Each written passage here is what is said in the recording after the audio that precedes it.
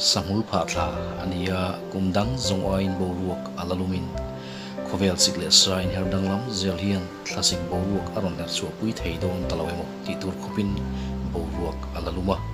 helaya kanhu hi international boundary India le Bangladesh in rina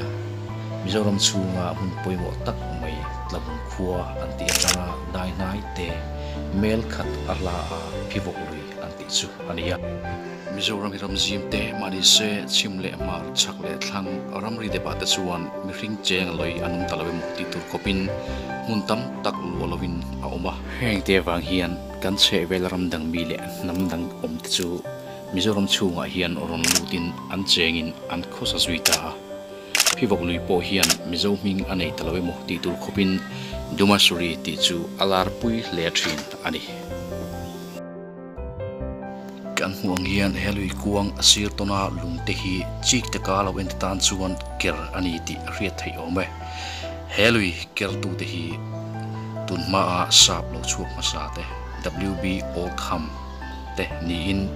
an ni hian Mizoram ma kongbu mal a ma khan lunglei le tlamu in kalpo na ta na jip road ni turin helai hian kong an lo sil towa ti chuan helui hian an kong sil chu adana wangin an kerta ni in an soi thin ti hian kangai to thina hun le hun in kar reilo te mit khap kar lek emo kanti keini poina ringnan bultan tura kolani chuak po kan la chiar thiam ma atanga tun hun kangai to hian ka che vela ege oma enge danglan na thing ti le leilung mo ne hian enge hlupna min pek ti te ka chut ve thina thalak lam hi katui em thina amai ro chu kei zonna ani hau lo thung ti chuan ka hun nei ang le ka thei ang angin heng ka che vela thilom te hi thala turin ka pan thina he mun ka kalpo hian anwom ka ti in hun tam tak naya ni tin maya hetia hun rang fan kola thahan lakhi ka chak em thin chuti rual chuan du dan om chu du lo dan om na anti thina ke point chu kril ruwa omin kangai tu thin hemun kakal hian thil tam tak mi ringtan kanuna kan zer ngai le kan chin dan thalo kan sim ngai te ka tong mur maya helai huna hian alokal masato te sul nu then fai lo le polythene troidal thailo thil tam tak ka muwa thlakalak du awang hian thayang tok in kathian faya ti chuan thla kalata ani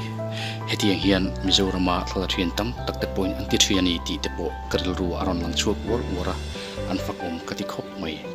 engpo ni se he kan chena khovel hi kan la chu san tu ma ni se ra tha chu tu ra chinum kan tu ero poimo vio in karia thayang tokin ma kan lavea hei hi korthin deng ni in atui khop mai zotlang sanga ero mu tur omlova lipui phai kuam bom ni in tlabung le a che vela ta chuan ara ter wordrin kha thalami kanina anga kan serve thei chu ania engpo ni se kan theina te asang lova alo thlia tu zong ten ngai tu an thar ne na khovel thar ma chunzel turin du sakna karlan cheu